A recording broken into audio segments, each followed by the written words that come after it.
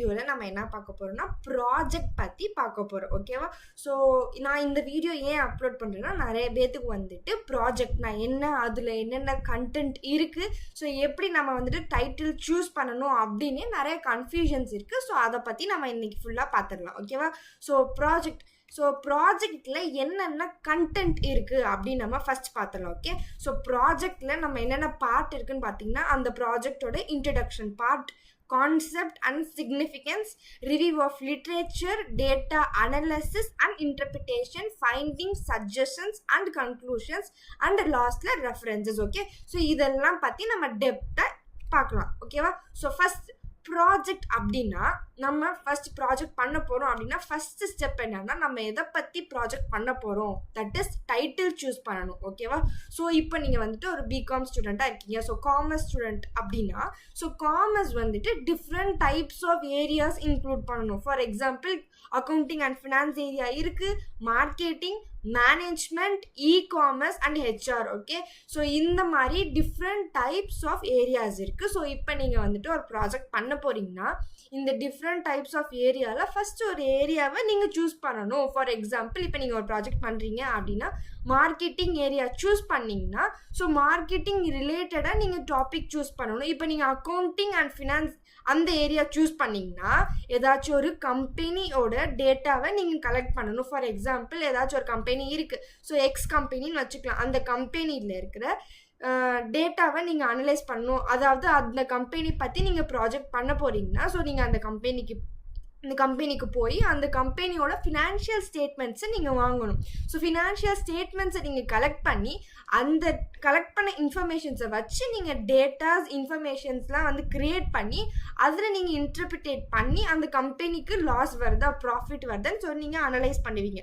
So ஒரு கம்பெனிஸோட financial ஸ்டேட்மெண்ட்டை நீங்கள் வந்து ஒரு ப்ராஜெக்டில் நீங்கள் காட்டலாம். இல்லை நீங்கள் வந்துட்டு ஒரு மார்க்கெட்டிங் ரிலேட்டடாக எடுக்கிறீங்க அப்படின்னா கன்சியூமர்ஸ் ரிலேட்டடாக நீங்கள் எடுக்கலாம். ஃபார் எக்ஸாம்பிள் நிறைய டைப்ஸ் ஆஃப் டைட்டில்ஸ் நீங்கள் சூஸ் பண்ணலாம். பேசிக்காக நீங்கள் காமனாகவே சூஸ் பண்ணலாம். வெஹிக்கிள்ஸ் நிறையா இருக்குது. ஸோ அந்த கன்சியூமர்ஸோட ப்ரிஃபரன்சஸ் வந்துட்டு வெஹிக்கிள்ஸா இல்லை நார்மலான ஓல்டு மோட் வெஹிக்கிள்ஸா அப்படின்னு சொல்லி நீங்கள் எடுக்கலாம். இல்லைன்னா பார்த்தீங்கன்னா ஓடிடி ரிலேட்டடாக எடுக்கலாம். ஸோ இ-காமர்ஸ் அப்படின்னா அமேசான், ஃப்ளிப்கார்ட் அது ரிலேட்டடாக நீங்கள் வந்துட்டு டைட்டில் சூஸ் பண்ணலாம்.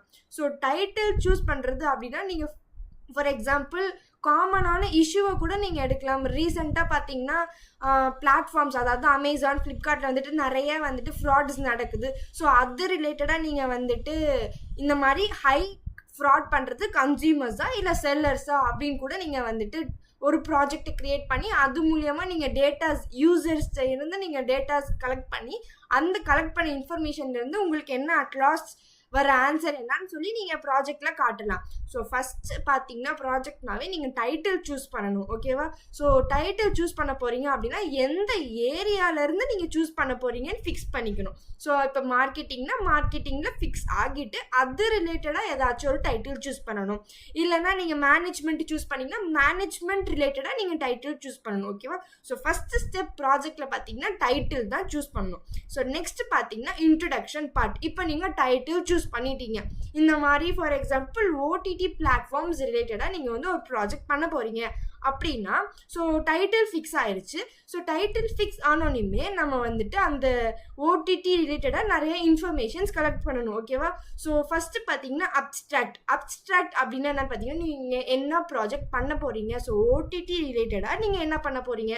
ஸோ ஃபார் எக்ஸாம்பிள் ஓடிடி ரிலேட்டடாக எந்த ஓடிடி பிளாட்ஃபார்ம் வந்துட்டு அதிகமாக யூஸ் பண்ணுறாங்க, ஸோ அது ரிலேட்டடாக நீங்கள் வந்துட்டு ஒரு சர்வே எடுக்க போகிறீங்க அப்படின்னா, ஸோ உங்களோட மெயின் மோட்டிவ் என்னது, எந்த ஓடிடி வந்துட்டு நிறைய பேர் பார்க்குறாங்க, ஸோ அதான் உங்களோட மெயின் மோட்டிவ். ஸோ நீங்கள் இப்போ அப்ஸ்ட்ராக்ட் பண்ண போகிறப்போ நீங்கள் அந்த அப்ஸ்ட்ராக்டில் என்ன மென்ஷன் பண்ணுவீங்கன்னா, ஸ்டார்டிங்லேருந்து எண்டில் நீங்கள் என்ன பண்ண போகிறீங்களோ அதை எல்லாத்தையும் கட் ஷார்ட்டாக ஒரு 10 to 20 லைன்ஸில் நீங்கள் மென்ஷன் பண்ணுவீங்க. ஓகேவா?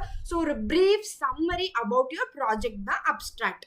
நெக்ஸ்ட் கான்செப்ட் பார்த்தீங்கன்னா, ஸோ நீங்கள் இப்போ ஓடிடி ரிலேட்டடாக தான் பண்ண போகிறீங்க அப்படின்னா, ஸோ நான் ஓடிடி ஏன் சொல்கிறேன்னா ஒரு எக்ஸாம்பிளுக்கு சொல்கிறேன். ஸோ நீங்கள் என்ன ப்ராஜெக்ட் எடுக்க போகிறீங்களோ அது ரிலேட்டடான கான்செப்டையும் நீங்கள் கொடுத்துக்கலாம். ஓகேவா?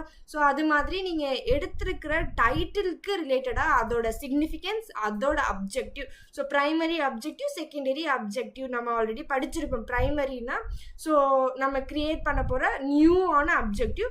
ஸோ செகண்டரி அப்ஜெக்டிவ்னா ஆல்ரெடி கொடுத்துருக்கிற இன்ஃபர்மேஷனில் இருந்து நம்ம எடுத்துக்கிறோம் அப்படிங்கிறது secondary objective. So primary objective, secondary objective. Next நம்ம ப்ராஜெக்டோட நீட் என்ன, அதோட ஸ்கோப் என்ன. ஓகேவா? ஸோ இது எல்லாமே ஒரு ஈஸி பார்ட் தான். நீங்கள் ஃபஸ்ட்டு ஸ்டெப் ஒரு டைட்டில் சூஸ் பண்ணிட்டீங்கன்னாவே ஸோ நீங்கள் அந்த டைட்டிலில் வந்துட்டு அது ரிலேட்டடான அப்ஸ்ட்ராக்ட் கான்செப்ட் இதெல்லாம் எடுத்துக்கிறதுலாம் ஒரு ஈஸியான ஒரு ஸ்டெப் தான். ஓகேவா? ஸோ நெக்ஸ்ட் பார்த்தீங்கன்னா ரிவ்யூ ஆஃப் லிட்ரேச்சர். ஸோ இந்த ப்ராசஸில் தான் நிறைய பேத்துக்கு ஒரு பெரிய கன்ஃபியூஷனே இருக்கும். ஓகேவா? ஸோ ரிவ்யூ ஆஃப் லிட்ரேச்சர் அப்படின்னா என்னன்னா, இப்போ நான் சொன்ன மாதிரி இப்போ நீங்கள் ஓடிடி ரிலேட்டடாக ஒரு ப்ராஜெக்ட் பண்ணுறீங்க. ஓகேவா? ஸோ அந்த ரிலேட்டடாக ப்ராஜெக்ட் எடுத்தீங்கன்னா அது ரிலேட்டடாக நீங்கள் உங்கள் ப்ராஜெக்டில் ஒரு 10 to 15 ரிவ்யூ ஆஃப் லிட்ரேச்சர்ஸை நீங்கள் அட்டாச் பண்ணி ஆகணும். அதாவது ரிவ்யூ ஆஃப் லிட்ரேச்சர்னா நீங்கள் எடுத்துருக்கிற டாப்பிக்கு ரிலேட்டடாகவே ஆல்ரெடி நிறைய ப்ராஜெக்ட் பண்ணியிருப்பாங்க. ஸோ அந்த ப்ராஜெக்ட்ஸ்லாம் பார்த்தீங்கன்னா வெப்சைட்ஸில் அப்லோட் பண்ணியிருப்பாங்க. ஸோ நீங்கள் அந்த ப்ராஜெக்ட்ஸை ஓப்பன் பண்ணி அதை ஃபுல்லாக நீங்கள் ரீட் பண்ணியிருக்கணும். ரீட் பண்ணி அவங்க என்ன பண்ணியிருக்காங்க, ஸோ அவங்க அந்த டாப்பிக்கு ஏற்ற மாதிரி என்ன ப்ராஜெக்ட் பண்ணியிருக்காங்க, ஸோ அந்த ப்ராஜெக்டில் அவங்களுக்கு என்ன ரிசல்ட் கிடச்சிச்சு, ஸோ அதை நீங்கள் வந்துட்டு ஒரு ஷார்ட் 20 லைன்ஸை நீங்கள் வந்து கட் ஷார்ட் பண்ணி எழுதுவீங்க. அதுதான் ரிவ்யூ ஆஃப் லிட்ரேச்சர். ஓகேவா? ஸோ இந்த 4 பார்த்தீங்கன்னா ஒரு வெப்சைட்ஸ். ஓகேவா? ஸோ இதெல்லாம் பார்த்தீங்கன்னா இந்த வெப்சைட்ஸில் தான் நீங்கள் போய் ரிவ்யூ ஆஃப் லிட்ரேச்சர் சர்ச் பண்ணணும். எல்லாமே பண்ணுறதுனாலும் இந்த 4 வெப்சைட்ஸில் தான் நீங்கள் போய் சர்ச் பண்ணி ஆகணும். மற்றபடி இந்த சாட் ஜிபிடி, பெர்ப்ளெக்சிட்டி இல்லைன்னா ஜெமினி இந்த மாதிரி ஆப்ஸ், ஏஐ ஆப்ஸ்லாம் யூஸ் பண்ணக்கூடாது. இந்த மாதிரி மென்லே, எஸ்எஸ்ஆர்என், கூகுள் ஸ்காலர், ஸோ இந்த மாதிரி நிறையா சர்டிஃபைட் வெப்சைட்ஸ் இருக்குது. இந்த வெப்சைட்ஸில் மட்டும்தான் நீங்கள் போயிட்டு ரிவ்யூ ஆஃப் லிட்ரேச்சர் எடுக்கணும். ஸோ நீங்கள் ஒரு டைட்டில் சூஸ் பண்ணுறீங்க, ஃபார் எக்ஸாம்பிள் இ-காமர்ஸ் ரிலேட்டடாக சூஸ் பண்ணுறீங்கனாலும் இந்த வெப்சைட்ஸில் போயிட்டு உங்கள் டாப்பிக்கை போட்டு கிவ் மீ எனி டைட்டில்ஸ்னாலும் உங்களுக்கு டைட்டில்ஸ் நிறையா வரும். ஸோ அதுலேருந்து கூட நீங்கள் உங்கள் ப்ராஜெக்ட்க்கு டைட்டில் சர்ச் பண்ணிக்கலாம். ஓகேவா? So these are the 4 important websites. ஓகேவா? ஸோ அதர் வெப்சைட்ஸ் உங்கள் கைட்ஸ் இல்லைன்னா உங்கள் டியூட்டர்ஸ் யாராவது சொன்னாலும் நீங்கள் அந்த வெப்சைட்ஸும் ப்ரிஃபர் பண்ணிக்கலாம். ஓகேவா? நெக்ஸ்ட் பார்த்தீங்கன்னா டேட்டா அனாலிசிஸ் அண்ட் இன்டர்பிரிட்டேஷன். ஓகேவா? ஸோ நம்ம ப்ராஜெக்ட் பண்ணுற மெயின் மோட்டிவ் என்னன்னா அதோட எண்டு ரிசல்ட் என்னன்னு கண்டுபிடிக்கிறது தான். ஓகேவா? ஸோ ரிசல்ட் நம்ம கண்டுபிடிக்கணும்னா நம்மளுக்கு இன்ஃபர்மேஷன்ஸ் கிடைச்சது நம்ம எப்படி நம்ம வந்து அனலைஸ் பண்ணி அதை இன்டர்பிரேட் பண்ண போகிறோம் தான். ஓகேவா? ஸோ இப்போ நீங்கள் ஓடிடி ரிலேட்டடாகவே ஏதாச்சும் ஒரு ப்ராஜெக்ட் பண்ணுறீங்க. நான் ஆல்ரெடி சொன்ன மாதிரி இந்த மாதிரி நெட்ஃப்ளிக்ஸ் இல்லைன்னா அமேசான், டிஸ்னி ஹாட்ஸ்டார் இந்த மாதிரி 3 ஓடிடிஸ் இருக்கா. ஸோ இந்த ஓடிடிஸில் எது அதிக பேர் யூஸ் பண்ணுறாங்க அப்படின்னு நீங்கள் டேட்டா கலெக்ட் பண்ணணும்னா நீங்கள் அதுக்கு ஃபஸ்ட்டு ஸ்டெப் கொஸ்டின்ஸ் க்ரியேட் பண்ணணும். ஓகேவா? ஸோ நீங்கள் என்ன ப்ராஜெக்ட் பண்ணுறீங்களோ அதை டைட்டில் சூஸ் பண்ணக்கப்புறமா அதோட மெயின் மோட்டிவ் தெரிஞ்சிடும்ல. ஸோ அந்த மோட்டிவ்க்கு ரிலேட்டடாக ஒரு 20 கொஸ்டின்ஸ். ஓகே? ஸோ உங்கள் ஆல்ரெடி சொல்கிற மாதிரி உங்கள் கைட் இல்லைன்னா உங்கள் டியூட்டர் சொல்கிற மாதிரி how many number of questions you have to கிரியேட்னு அவங்களே சொல்லுவாங்க. ஒரு 50 கொஸ்டின்ஸ் இல்லைன்னா 20 கொஸ்டின்ஸ் நீங்கள் கிரியேட் பண்ணிவிட்டு கிரியேட் பண்ண கொஸ்டின்ஸை கூகுள் ஃபார்ம் கொஸ்டின்ஸாக நீங்கள் கன்வெர்ட் பண்ணணும். ஓகேவா? ஸோ கூகுள் ஃபார்ம் கொஸ்டின்ஸாக நீங்கள் கன்வெர்ட் பண்ணிவிட்டு அந்த கன்வெர்ட் பண்ண லிங்க்கை வந்து நீங்கள் எல்லாத்துக்கும் ஷேர் பண்ணுவீங்க. ஓகே? ஸோ அந்த லிங்க் மூலயமா வந்துட்டு நிறைய பேஸ் உங்களோட கொஸ்டின்ஸ் எல்லாம் ஆன்சர் பண்ணதுக்கப்புறமா உங்களுக்கு ரெஸ்பான்சஸ் கிடைக்கும். ஸோ அந்த கலெக்ட் பண்ண ரெஸ்பான்ஸில் நீங்கள் இன்டர்பிரேட் பண்ணுவீங்க. ஸோ டேட்டா அனலிஸ் அண்ட் இன்டர்பிரேஷனுக்கு நான் ஒரு எக்ஸாம்பிளான ஒரு ஃபோட்டோ அட்டாச் பண்ணியிருக்கேன். ஸோ அதை நம்ம நெக்ஸ்ட் ஸ்லைடில் பார்ப்போம். ஓகே? ஸோ கொஸ்டினர் க்ரியேட் பண்ணுவீங்க. அதாவது ஒரு 20 கொஸ்டின்ஸ் 50 கொஸ்டின்ஸ் க்ரியேட் பண்ணுவீங்க. அதை வந்து கூகுள் ஃபார்ம்ஸாக கன்வெர்ட் பண்ணி அது மூலியமாக உங்களோட ப்ராஜெக்ட் ரிலேட்டடாக இன்ஃபர்மேஷன்ஸ் நீங்கள் ரெஸ்பான்சஸ் மூலியமாக கலெக்ட் பண்ணிப்பீங்க. ஓகேவா? நெக்ஸ்ட் பார்த்தீங்கன்னா லிமிட்டேஷன்ஸ். ஓகே? ஸோ லிமிட்டேஷன்ஸ்னால் என்னென்னா நம்ம ப்ராஜெக்ட் பண்ணுறதுக்கு என்னெல்லாம் வந்துட்டு தடையாக இருந்துச்சுன்னு சொல்லி நம்ம பண்ண போகிற ப்ராஜெக்டில் நம்ம லிமிட்டேஷன்ஸ் அப்படின்னு ஒரு ஹெட்டிங் போட்டு நம்ம ஒரு 6 பாயிண்ட்ஸ் நம்ம வந்து மென்ஷன் பண்ணுவோம். இந்த மாதிரி உங்களுக்கு டைம் பத்தலை, இல்லைன்னா இந்த ஏரியாஸ் ஆஃப் பீப்புள்ஸ் வந்துட்டு ரெஸ்பாண்ட் பண்ணலை. ஸோ அந்த மாதிரி உங்கள் ப்ராஜெக்ட்டுக்கு எதெல்லாம் வந்துட்டு தடையாக இருந்துச்சு, ஸோ அந்த லிமிட்டட் ஃபேக்டர்ஸ்லாம் என்ன அப்படின்னு சொல்லி நீங்கள் மென்ஷன் பண்ணுவீங்க. Under the head limitations. ஓகேவா? ஸோ ஃபைண்டிங்ஸ் அப்படின்னா நம்ம ஒரு 20 கொஸ்டின்ஸ் கிரியேட் பண்ணுறோன்னு வைங்க. 20 கொஸ்டின்ஸ் கிரியேட் பண்ணி அதை கூகுள் ஃபார்ம் மூலியமாக சென்ட் பண்ணுறோம். ஸோ நம்மளுக்கு அந்த 20 கொஸ்டின்ஸில் மெஜாரிட்டி என்ன வந்துச்சோ அதை தான் நம்ம ஃபைண்டிங்ஸில் போடுவோம். ஸோ ஃபைண்டிங்ஸில் என்ன பண்ணுவோம்னா மெஜாரிட்டி ஆஃப் பீப்புள் என்ன ப்ரிஃபர் பண்ணுறாங்க அதை நம்ம ஃபைண்டிங்ஸில் போடுவோம். சஜஷன்ஸ் பார்த்தீங்கன்னா நீங்கள் என்ன சஜஷன் கொடுக்க வரீங்க அப்படிங்கிறத நீங்கள் சஜஷன்ஸில் மென்ஷன் பண்ணலாம். அட்லாஸ்ட் கன்க்ளூஷனில் நம்மளுக்கு தெரியும். ஸோ நீங்கள் பண்ண ப்ராஜெக்டில் கன்க்ளூஷனில் என்ன கிடச்சிருக்கு உங்களுக்கு அதுதான் நீங்கள் வந்து கன்க்ளூஷன் பார்ட்டாக கொடுப்பீங்க. ஸோ இது வந்து ஒரு பேசிக் யூஜி லெவல் ப்ராஜெக்ட். ஸோ இப்போ நீங்கள் பிஜி லெவல் பண்ண போகிறீங்க அப்படின்னா யூஜி லெவலில் மேக்ஸிமம் உங்களுக்கு பார்த்தீங்கன்னா குரூப் ப்ராஜெக்ட் கொடுப்பாங்க. பிஜி லெவல் பார்த்தீங்கன்னா சிங்கிள் ப்ராஜெக்ட்ஸ் கொடுப்பாங்க. அதாவது இண்டிவிஜுவலாக ஒரு ப்ராஜெக்ட் பண்ணுங்க அப்படின்னு சொல்லுவாங்க. அண்ட் டேட்டா அனலிசிஸில் பார்த்தீங்கன்னா யூஜி லெவலில் உங்களை வெறும் கூகுள் ஃபார்ம் மட்டும் கிரியேட் பண்ணி ரெஸ்பான்சஸ் கலெக்ட் பண்ணி அது ரிலேட்டடாக பண்ணாவே போதும் அப்படின்பாங்க சில காலேஜஸில். ஓகே, ஸோ பிஜி லெவல் நீங்கள் பண்ண போகிறீங்க அப்படின்னா நீங்கள் உங்களுக்கு கிடைச்சிருக்க டேட்டாஸை வச்சு, அதாவது கூகுள் ஃபார்ம் மூலியமாக கிடைச்சிருக்க டேட்டா வச்சு நீங்கள் டிஃப்ரெண்ட் டைப்ஸ் ஆஃப் டெஸ்ட்டை வந்து நீங்கள் அப்ளை பண்ணுவீங்க. அதாவது ANOVA test, chi square test, இந்த மாதிரி டிஃப்ரெண்ட் டைப்ஸ் ஆஃப் டெஸ்ட்டை நீங்கள் அப்ளை பண்ணி ஃபார்முலாஸஸ்லாம் போட்டு உங்களுக்கு ஒரு ஆன்சர்ஸ் வரும். அந்த ஆன்சர்ஸ் வச்சு நீங்கள் கன்க்ளூஷன் கொடுப்பீங்க. ஓகேவா? ஸோ அதை பற்றி நான் பார்ட் 2 அப்லோட் பண்ணுறேன். இப்போ நம்ம பேசிக்காக இருக்கிறத மட்டும் பார்க்கலாம். ஓகேவா? ஸோ இதுதான் வந்துட்டு ரிவ்யூ ஆஃப் லிட்ரேச்சரோட ஃபார்மேட். ஓகேவா? ஸோ நான் ஆல்ரெடி சொன்ன மாதிரி ஒரு 4 வெப்சைட்ஸ் நான் சொன்னேன். அந்த வெப்சைட்ஸில் போய் நீங்கள் சர்ச் பண்ணி எடுக்கலாம். ஸோ இப்போ நான் சொன்ன மாதிரி ஓடிடி ரிலேட்டடாக நீங்கள் ஒரு ப்ராஜெக்ட் பண்ணுறீங்கன்னா அந்த வெப்சைட்ஸில் போயிட்டு உங்களோட ப்ராஜெக்ட் டைட்டிலே நீங்கள் போடலாம். இல்லைனா நீங்கள் ஓடிடி அப்படின்னு போட்டிங்கன்னா, இப்போ ஃபார் எக்ஸாம்பிள் நீங்கள் வந்து இ-காமர்ஸ் ரிலேட்டடாக ஒரு ப்ராஜெக்ட் பண்ணுறீங்க அப்படின்னா நீங்கள் பண்ண போகிற ப்ராஜெக்டோட டைட்டிலே போட்டு ரிவ்யூ ஆஃப் லிட்ரேச்சர் சர்ச் பண்ணலாம். அதாவது ரிவ்யூ ஆஃப் லிட்ரேச்சர்னா நான் ஆல்ரெடி சொன்ன மாதிரி நீங்கள் சூஸ் பண்ண டைட்டில்லையே ஆல்ரெடி ஒருத்தவங்க பப்ளிஷ் பண்ணியிருப்பாங்க. ஸோ அந்த பப்ளிஷ் பண்ண ஆர்டிக்கல்லேருந்து நீங்கள் என்ன கற்றுக்குறீங்க, நீங்கள் என்ன படிச்சிங்க அப்படின்னு சொல்லி நம்ம காட்டுறது தான் ரிவ்யூ ஆஃப் லிட்ரேச்சர். ஓகேவா? ஸோ இப்போ பார்த்தீங்கன்னா இது வந்துட்டு ஒரு ஃபுல் ஆர்டிக்கல். அந்த ஃபுல் ஆர்டிக்கலையும் ஸ்டடி பண்ணி அந்த ஆர்டிக்கலோட டைட்டில், அதாவது அந்த ஆத்தரோட நேம். ஓகே, ஸோ இந்த மாதிரி ஆத்தரோட நேம் அது என்ன அண்ட் எட் ஆல் அப்படின்னா நிறைய மெம்பர்ஸ் ஆஃப் ஆத்தர்ஸ் இருப்பாங்க. ஒரே ஒரு பேப்பருக்கு ஒரு 4 மெம்பர்ஸ் ஆஃப் ஆத்தர்ஸ் இருந்தாங்கன்னா ஒரு ஆத்தர் நேம் மட்டும் மென்ஷன் பண்ணிட்டு அண்ட் போட்டு எட் ஆல் அப்படின்னு சொல்லி மென்ஷன் பண்ணுவோம். ஓகேவா? ஸோ நீங்கள் 5 மெம்பர்ஸ் ஆஃப் ஆத்தர்ஸையும் மென்ஷன் பண்ண தேவையில்லை. ஒரு ஆத்தர் நேம் மட்டும் எழுதி அண்ட் எட் ஆல் போட்டு அந்த பேப்பர் பப்ளிஷ் பண்ண இயர் 2024 24 22 22 எந்த இயரில் பப்ளிஷ் பண்ணியிருக்காங்களோ ஸோ அந்த இயர் போட்டுட்டு திஸ் ஸ்டடின்னு போட்டு நீங்கள் படித்த அந்த பேப்பரோட title. Okay, so impact of OTT இது வந்துட்டு அந்த பேப்பரோட டைட்டிலை போட்டுட்டு அந்த பேப்பரோட எய்ம். ஓகேவா? ஸோ அதோட எய்ம் என்ன, அதோட ஃபைண்டிங்ஸ் என்ன, அதோட ஸ்டடி கன்க்ளூட்ஸ், அதாவது எய்ம், ஃபைண்டிங்ஸ், கன்க்ளூஷன். ஓகேவா?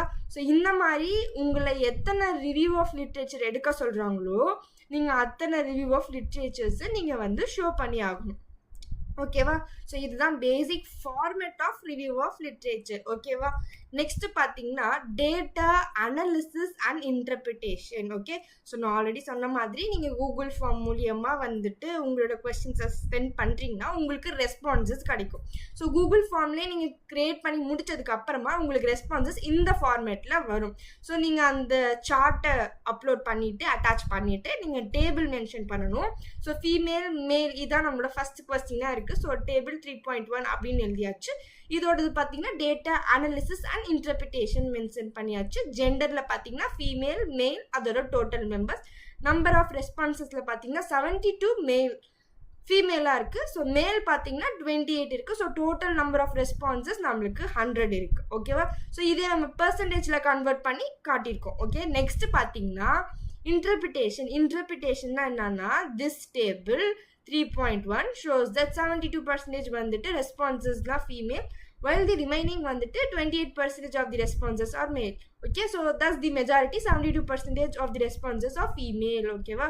ஸோ அதாவது நீங்கள் என்ன கொஸ்டின் எடுத்திருக்கீங்களோ அந்த கொஸ்டினுக்கு ரிலேட்டடாக உங்களுக்கு ஒரு ரெஸ்பான்சஸ் கிடச்சிருக்கும்ல.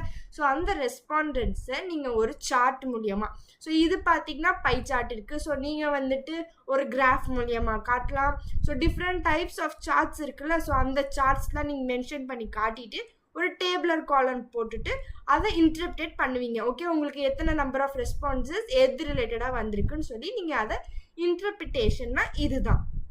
ஓகேவா? ஸோ இதுதான் வந்துட்டு ஒரு பேசிக்கான ஒரு concept. Okay, so data analysis and இன்டர்பிரிட்டேஷனுக்கு நெக்ஸ்ட் பார்த்தீங்கன்னா ரெஃபரன்சஸ். ஸோ நீங்கள் உங்களோட ப்ராஜெக்ட்டுக்கு எதெல்லாம் ரெஃபர் பண்ணீங்க. ஓகேவா? ஃபார் எக்ஸாம்பிள் நீங்கள் ரிவ்யூ ஆஃப் லிட்ரேச்சர் எடுத்திருப்பீங்கல்ல, அதை கூட நீங்கள் மென்ஷன் பண்ணலாம். ஓகேவா? ஸோ ரெஃபரன்சஸில் பார்த்தீங்கன்னா நீங்கள் எந்த ஆர்டிக்கல், அதாவது எந்த பேப்பரை நீங்கள் வந்து ரெஃபர் பண்ணீங்களோ அந்த ஆத்தரோட நேம் எடுத்து எழுதிட்டு எந்த இயர், அதோட டைட்டில், இம்பேக்ட் ஆஃப், அதாவது ஓடிடி அந்த டைட்டில் எழுதிட்டு காம்ப்ரிஹென்சிவ் ரிவ்யூ, அப்புறம் அது எந்த வெப்சைட்லேருந்து வந்திருக்கு. ஓகேவா? ஸோ ஃபஸ்ட்டு எடுத்தோடனே ஆத்தர் நேம், அது எந்த இயரில் பப்ளிஷ் பண்ணியிருக்காங்க, நீங்கள் பார்த்த ரிவ்யூவோட டைட்டில். ஓகே, ஸோ அதோ எந்த வெப்சைட்ஸில் இருந்து நீங்கள் ரெஃபர் பண்ணீங்க அப்படின்னு நம்ம மென்ஷன் பண்ணுவோம். ஓகேவா? ஸோ இது பார்த்தீங்கன்னா SSRNலேருந்து ரெஃபர் பண்ணியிருக்காங்க, இது SSRN, இதுவுமே SSRN. ஸோ இந்த மாதிரி நீங்கள் எத்தனை ரிவ்யூ ஆஃப் லிட்ரேச்சர் எடுத்திருக்கீங்களோ அந்த ரிவ்யூ ஆஃப் லிட்ரேச்சரோட ஆத்தர், அந்த டைட்டில், அப்புறம் அதோட வெப்சைட்டை மென்ஷன் பண்ணுவீங்க. இதுதான் வந்துட்டு ரெஃபரன்சஸ். ஓகே, ஸோ ப்ராஜெக்ட்ஸ் பார்த்தீங்கன்னா நிறைய டெப்த்தாக போய்கிட்டே இருக்கும். ஸோ பிப்ளியோகிராஃபி இருக்குது. ஓகே, ஸோ நீங்கள் ஒரு ப்ராஜெக்ட் பண்ணுறீங்க, அதை வந்துட்டு ஒரு MS வேர்டில் வந்துட்டு நீங்கள் அதை டைப் பண்ணுறீங்கன்னா ஒரு ஃபாண்ட் சைஸ், ஒரு ஃபார்மேட் இருக்குது. ஸோ நீங்கள் அதை வந்து ஒழுங்கான ஃபார்மேட்டில் பண்ணணும். வேர்டிங்ஸ்லாம் ஒரு டைப் ஆஃப் ஃபாண்ட் சைஸ் இருக்குது. ஸோ அந்த பேசிக் ஃபாண்ட் சைஸ்லாம் வந்துட்டு உங்களோட கைடு மென்ஷன் பண்ணுவாங்க. ஓகேவா? ஸோ பேசிக் ஃபார்மேட் 11 அந்த மாதிரி ஃபாண்ட் சைஸ்லாம் இருக்குது. ஓகே, ஸோ நீங்கள் பார்டர் மென்ஷன் பண்ணணும். இந்த மாதிரி டாப்பில் பார்த்தீங்கன்னா உங்கள் டைட்டில் இந்த டாப் எண்டு பேஜில் நீங்கள் மென்ஷன் பண்ணணும். பேஜ் நம்பர்ஸ் ஆட் பண்ணணும். ஸோ இந்த மாதிரி நிறையா இருக்குது. ஸோ அது வந்துட்டு ஒரு காலேஜஸ்க்கும் ஒரு மெத்தட் ஆஃப் ஃபார்மேட்ஸ் யூஸ் பண்ணுவாங்க. ஓகேவா? ஸோ எல்லா காலேஜஸும் ஒரே மெத்தட் ஆஃப் ஃபார்மேட் யூஸ் பண்ண மாட்டாங்க.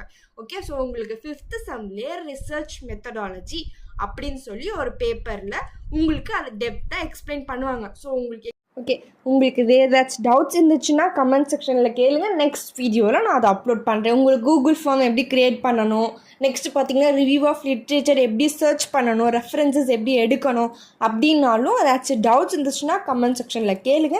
நான் அதை வந்துட்டு நெக்ஸ்ட் வீடியோவில் how to create Google forms அப்படின்னு சொல்லி உங்களுக்கு கிளியரான வீடியோவை அப்லோட் பண்ணுறேன். ஓகே, ஸோ தேங்க்ஸ் ஃபார் வாட்சிங். Subscribe for more videos.